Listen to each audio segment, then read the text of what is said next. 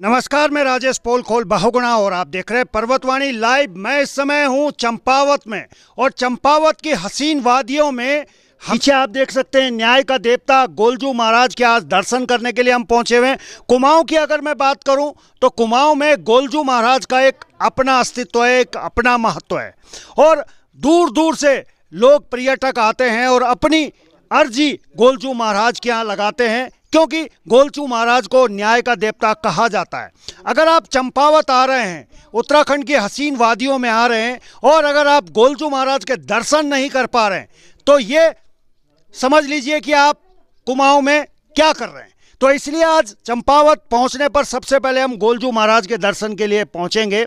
ये गोलजू महाराज का भव्य मंदिर है और सुंदर आप देख सकते हैं यहाँ से देखने को मिलेगा। तो अंदर चलेंगे और दिखाएंगे। जितने दर्शक देख रहे हैं उन सभी को एक बार प्रणाम करना चाहूँगा। मैं राजेश पोलखोल बहुगुणा सीधा तस्वीरें आपको चंपावत से दिखा रहा हूँ, डिस्ट्रिक्ट चंपावत से। गोलजू महाराज का जो मंदिर है, न्याय का देवता जिन्हें कहा जाता है, आज हम वहाँ पहुँचे हुए हैं और आपको दिखाएंगे। और जितने भी दर्शक देश विदेश से हमें देख रहे हैं, आज उनको साक्षात दर्शन कराएंगे गोलजू महाराज के। जैसे ही हम अंदर चलते हैं तो बड़े बड़े घंटियां हैं जिनसे हमारा स्वागत होता है और जब ये गूंजती हैं तो पूरे इलाके में लगता है कि कुछ बज रहा है। गोलजू महाराज जैसे जैसे हम थोड़ा सा आगे बढ़ते हैं तो बहुत सारी की घंटियां आपको यहाँ देखने को मिलेंगी। यह आप देखिए, दोनों तरफ आपको घंटियां मिलेंगी। बड़ी बड़ी घंटियां हैं, इधर भी घंटियां हैं, इधर भी घंटियां हैं। और न्याय का देवता गोलजू महाराज को कहा जाता है और बड़ी मान्यता है। गोलजू महाराज के मंदिर की बड़ी मान्यता है। बड़ी दूर दूर से श्रद्धालु आते हैं। तो थोड़ा थोड़ा आगे और बढ़ेंगे। यहाँ दोनों तरफ लाइनें बनी हुई है, उस पर आप देख सकते हैं कि दोनों तरफ अगर आप देखेंगे तो आपको जो है कुछ कपड़े भी बंधे हुए मिलेंगे। कुछ लोगों ने यहाँ पे कुछ न्याय की अर्जी भी लगाई हुई है। अलग अलग रंग के कपड़े भी आपको देखने को मिल रहे हैं। क्या मान्यताएं हैं, क्या परंपराएं हैं और किस तरीके का यहाँ पे आ जाइए आप भी आ जाइए। तो ये सब चीज़ें मैं आपको दिखा रहा हूँ। बहुत सुंदर नज़ारा है। और चंपावत की अगर मैं बात करूँ तो चंपावत में इस समय मौसम बहुत ठंडा है। कल रात को जब हम यहाँ पहुँचे थे तो हल्की बूंदाबांदी भी हमें यहाँ देखने को मिली है और उस बूंदाबांदी ने मौसम बहुत सुहाना कर दिया है। और मौसम सुहाना वाकई में चंपावत का है। आज शहरों की अगर हम बात करें, टनकपुर की बात करें, हरिद्वार, ऋषिकेश की बात करें तो 40-42 तक टेम्परेचर पहुँचा हुआ है। अब आप देखिए हमारी जो मान्यताएं, हमारी परंपराएं हैं वो हम आपको दिखा रहे हैं। यूं ही नहीं उत्तराखंड को स्वर्ग कहा जाता है। कोई तो बात होगी मेरे उत्तराखंड में जो इसे स्वर्ग कहा जाता है। और क्यों ना कहा जाए, हमारे यहाँ देवभूमि को देवताओं का वास कहा जाता है। कण कण में देव बसते हैं और उसका दृश्य अब आप देखिए। चलिए आगे बढ़ते हैं थोड़ा सा। जैसे जैसे हम आगे बढ़ रहे हैं यहाँ लगातार वो घंटियां बंधी हुई हैं और इन घंटियों के बारे में भी जानेंगे कि इतनी घंटियां यहाँ कैसे आई है, कैसे इतनी घंटियां आ गई हैं। शायद इसके पीछे भी कुछ ना कुछ मान्यता होंगी। इधर आप देखिए, इधर भी घंटियां हैं, साथ में ये जो ध्वज हैं ये भी यहाँ लेके आए हुए हैं। तो चलिए आगे बढ़ते हैं। भाई साहब थोड़ा सा मिले हैं। नमस्कार, क्या नाम है आपका? प्रकाश नाथ। प्रकाश नाथ जी, आप क्या करते हैं मंदिर में? मैं सेवा के भाव से आते रहता हूँ मंदिर में। ही मेरा जन्म स्थान यही है, चंपावत में, ही बगल में ही रहता हूँ मैं। अच्छा, ये इतनी घंटियाँ यहाँ कैसे आई?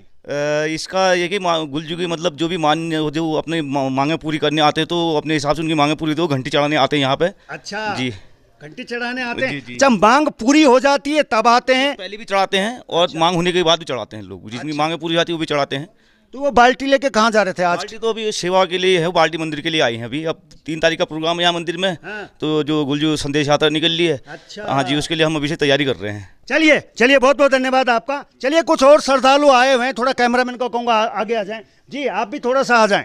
देखिए श्रद्धालु यहाँ लगातार पहुँच रहे हैं। एक भाई साहब भी हैं, थोड़ा आगे आ जाएं। क्या नाम है आपका? मेरा नाम कुंदन है सर। कुंदन जी, आप कहाँ से हैं? मैं पिथौरागढ़ से हूँ वैसे। हाँ। और यहीं ड्यूटी करता हूँ। अच्छा। हाँ, तो आज मेरा लड़के का बर्थडे है। अरे तो वाह। इसलिए गोलजू के दर्शन करने आए हैं। चलिए बहुत बहुत बधाई हो आपके बेटे को। और बेटे की बधाई में आप गोलजू के दर्शन करने आए हैं। कैसा लगता है, कितनी मान्यता है गोलजू महाराज की? बहुत हैं। हाँ। हाँ बहुत हैं, तभी तो हम आते रहते हैं यहाँ हर साल। तो अर्जी भी लगाई है कुछ? ना अर्जी तो कुछ नहीं लगाई, वे अर्जी लगाने की क्या ज़रूरत है, ये वैसे ही देखते हैं भगवान ना। कितने साल का है बेटा? 7-8 साल का है। 7-8 साल का है। हाँ। चलिए, भगवान गोलजू महाराज आप सभी को बरकत दे। एक भाई साहब भी और हैं, गोरे गोरे मुखड़े पे काला काला चश्मा है उनके। नहीं उतारिए नहीं, उतारिए मत। क्या नाम है आपका? राजी मोहन भट्ट। मोहन भट्ट जी, आप कहाँ से हैं? यही से अभी बगल में सभासद हूँ, एक वार्ड है। अच्छा, सभासद हैं। हाँ। अच्छा, गजब हो गया है तो। अच्छा, गोलजू महाराज का एक मंदिर और है चिताई गोलू में। चिताई गोलू में। तो ये वाला अब बना है, तो कितना लग रहा है कि अब यहाँ ज्यादा लोग आ रहे हैं या वहाँ ज्यादा आते हैं? सर ये है जो जन्मभूमि है ना गुलजू की, वो ये चंपावत से ही है। अच्छा, चंपावत हाँ, से ही है। यहीं जन्म हुआ था गुलजू भगवान का। जिसका कहीं न्याय नहीं होता सर ना, वो यहाँ आते हैं। अच्छा, हाँ, यहाँ भगवान से मांग लिया तो न्याय हो जाता है। चलिए, बहुत बहुत धन्यवाद आपका। और देखिए, जो भट्ट जी बता रहे हैं कि जो गोलजू महाराज का जो जन्म है वो चंपावत में हुआ था, और जिसको कहीं न्याय नहीं मिलता है वो न्याय मांगने के लिए गोलजू महाराज के पास आता है। अब यहाँ जब हम अंदर आते हैं तो ये सुंदर चौखटें हमें मिलती हैं। पहाड़ों पे अगर आप आएँ तो पहाड़ों पे पहले जो मकान थे वो आपको इस तरह लकड़ी की काश्तकारी के ही मिलेंगे। आज ईंट बजरी कंक्रीट के मकान बनने लगे हैं, लेकिन घर जो बनते थे वो अक्सर इन लकड़ियों के बनते थे। अब मकान भी बन रहे हैं, लेकिन घरों की बात कुछ और है, मकान तो मकान है। अंदर आप आएंगे, थोड़ा कैमरामैन को कहूँगा अंदर आ जाएं। अंदर आते ही ऐसे सर झुका के आना पड़ता है, क्योंकि पहाड़ों में कहते हैं सर झुका के अंदर प्रवेश होना चाहिए, और इसीलिए दरवाजे छोटे होते थे। अब शहरों में अगर आप जाएंगे तो 11-11 फीट के 7-7 फीट की चौखटें आ गई हैं, लेकिन मान्यताएं जो हैं वो आज भी पहाड़ों में ही है। अंदर आ जाएं। गोलजू महाराज के यहाँ जब अंदर आते हैं, कुछ और भी श्रद्धालु मिले, थोड़ा आपसे भी बात करेंगे। नमस्कार, क्या शुभ नाम है आपका? सर मेरा नाम विजय है। विजय जी, आप कहाँ से आए? मैं सर उत्तराखंड से आया हूँ, अपना उत्तराखंड में खटीमा से। खटीमा से? सर कितनी मान्यता है गोलजू महाराज की? सर मान्यता तो बहुत है, क्योंकि हमने बहुत सारी सुनी है। इनके और भी मंदिर से, एक समला ताल में मंदिर है, वहाँ पे भी हमने मान्यता है, वहाँ भी हम गए थे। यहाँ से गुजरे थे, हमें पता था कि यहाँ पे हमें भी न्याय के देवता हैं, इसलिए हम भी यहाँ पे, हमारी कुछ परेशानियाँ हैं जो फैमिली में, उससे हम भी न्याय के लिए अपेक्षा लेके आए हैं। जी दीदी, क्या मांगने के लिए आज गोलजू महाराज के पास आए हैं? वो हम आपको बता नहीं सकते, वो हमारा पर्सनल है, पर हम चाहते कि हमें न्याय मिले। चलिए, ये बहुत अच्छी बात कही है इन्होंने। कहते हैं कि अगर अपनी परेशानी बता दी तो वो परेशानी में थोड़ी सी बाधाएं आ जाती हैं, होती तो हैं। गोलजू महाराज का अस्तित्व है। पूरी उम्मीद है कि गोलजू महाराज के घर से, आज उनके यहाँ से आप जो है निराश नहीं लौटेंगे। जरूर उम्मीद करते हैं कि हम यहाँ से निराश ना लौटें। चलिए, उम्मीद करते हैं, और उम्मीद पे दुनिया कायम है। थोड़ा कैमरामैन को कहूँगा अंदर आ जाए। यहाँ जब हम अंदर आए हैं तो हमारे जो वाद्य यंत्र हैं, ढोल दमाऊ हैं, उनकी झलक हमें यहाँ देखने को मिलती है। पहाड़ों पे अगर हम आते हैं और हमारे जो देवी देवता हैं, जब उनका आह्वान होता है तो इस तरह के जो वाद्य यंत्र हैं, हमारे ढोल दमाऊ हैं, इनकी थाप पर देवताओं का आह्वान होता है। ये आप देखते गए, ये डौर थोकली इसे कहते हैं, ये इसको हम लोग दो नंगारी कहते हैं। लेकिन थोड़ा थोड़ा अगर आप 20-30 किलोमीटर 50 किलोमीटर के थोड़ा इधर उधर जाएंगे तो मान्यताएं परंपराएं थोड़ी बहुत बदलती हुई दिखती है। इधर आप पूरा मंदिर देखिए। पंडित जी से हमारी बातचीत हुई थी तो पंडित जी ने कहा था कि हमारी भी कुछ सीमाएं हैं, हम कहाँ तक आ सकते हैं और कहाँ तक नहीं आ सकते हैं, वो पंडित जी ने हमें बताया। यहाँ आते ही फिर यहाँ ध्वज, मंदिरों की घंटियाँ, मंदिरों की गूंज इस पूरे इलाके को पूरा भक्तिमय कर देती है। थोड़ा सा अंदर आएंगे हम। अब मैं थोड़ा सा दूरी है, लेकिन कुछ मजबूरी भी है। एक भाई साहब मिले। नमस्कार, क्या नाम है आपका? मुकेश वर्मा। वर्मा जी, आप कहाँ से आए? मैं चंपावत लोकल का ही रहने वाला हूँ। चंपावत के ही है। हाँ। तो गोलजू महाराज के दर्शन के लिए आप आज आए? हाँ, दर्शन के लिए तो आते रहते हैं। आज हमारे ये विक्की योगी जी फिल्म डायरेक्टर आए हुए हैं, तो ये कुछ सीरियल और कुछ फिल्म का प्रोग्राम है इनका। अच्छा। तो इनके साथ गोलजू के दर्शन के लिए अभी आए हैं। चलिए विक्की जी, थोड़ा इधर आ जाएं। आज अर्जी लगा रहे हैं? हाँ, गोलजू देवता मंदिर में अर्जी लगा रहा हूँ। बेसिकली एक उत्तराखंडी फिल्म जुगनू मैं बनाने जा रहा हूँ। अच्छा। यहाँ लोकेशन देखने आया हूँ। बहुत अति जो है पर्यटन की दृष्टि से और शूटिंग की दृष्टि से लोकेशन बहुत प्यारे हैं यहाँ के, उत्तराखंड के और यहाँ की खासकर चंपावत की।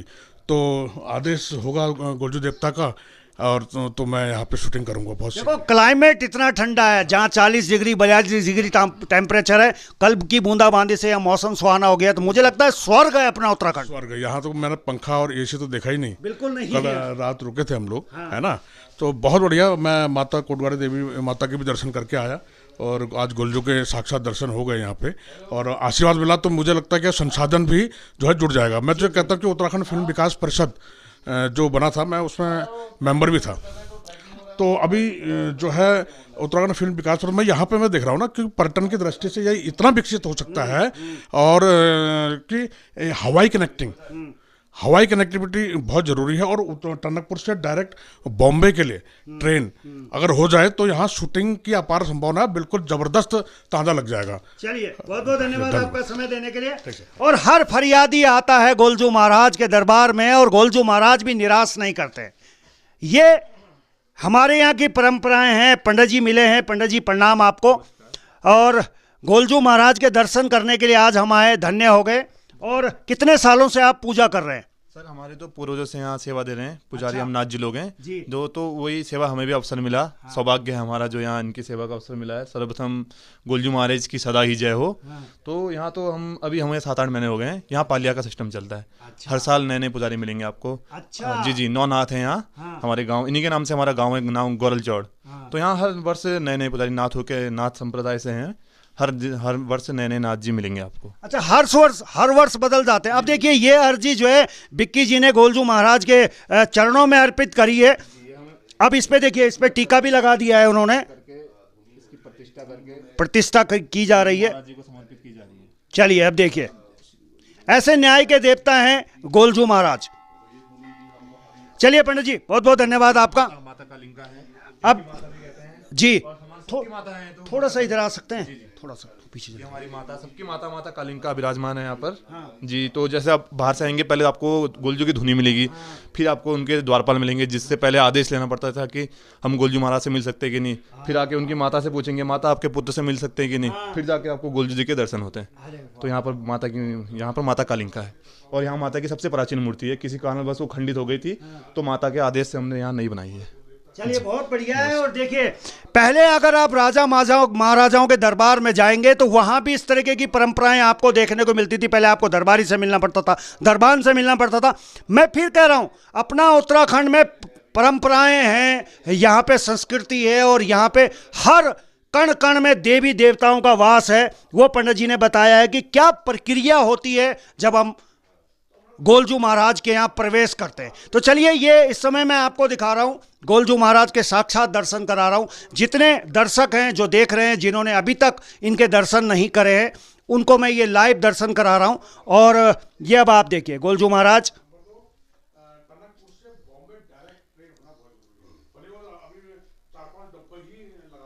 तो ये बहुत सुंदर नज़ारा है और इसके लिए बहुत बहुत धन्यवाद भी मैं देना चाहता हूँ चंपावत के उन लोगों का और तमाम उत्तराखंड के लोगों का, जिन्होंने ये परंपराएं हमारी जिंदा रखी है। यूँ तो कहने को हम बहुत कुछ कहते हैं, लेकिन होने की जब बात आती है तो होना हमें देखने को बहुत कम मिलता है।